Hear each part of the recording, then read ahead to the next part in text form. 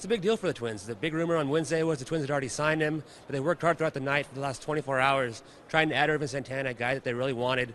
They needed a starting pitcher to kind of slide into that number 2 spot behind Phil Hughes.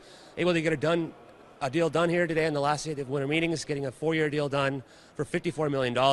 Santana will get $13.5 million a year for the next 4 years, which is a big addition for this rotation for the Twins. And the biggest thing about him, too, is a very durable pitcher. This is a guy that's thrown, I believe, at least 30 starts in like 5 of the last 6 years, reached a 200-inning plateau at least 4 or 5 times in his career. This is a guy that's going to pick up innings for the Twins, which they desperately need. Last year, outside of Hughes, they didn't have anybody go over 200 innings. So to add a guy that's a workhorse, a good clubhouse guy, which is a big addition for this team. In the whole offseason, they wanted to add a starting pitcher.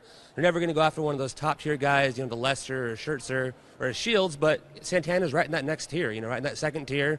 The Twins were able to get him on another big deal, very similar to last year when they added Ricky Nolasco to a 4-year deal. That so far hasn't worked out as well, but the Twins are adding Santana in hopes that he's going to kind of, that Nolasco can kind of bounce back. Hughes will be a big part of that, so it's a big addition for this team. Well, for the most part, the offense is pretty much set. They might go for a center fielder at some point, but adding Torii Hunter in right field is another big bat, another clubhouse presence. So far, adding Torii Hunter for $10.5 million, and then adding Santana for $13.5 next year as well, times 4. I mean, it's another big signing for this team.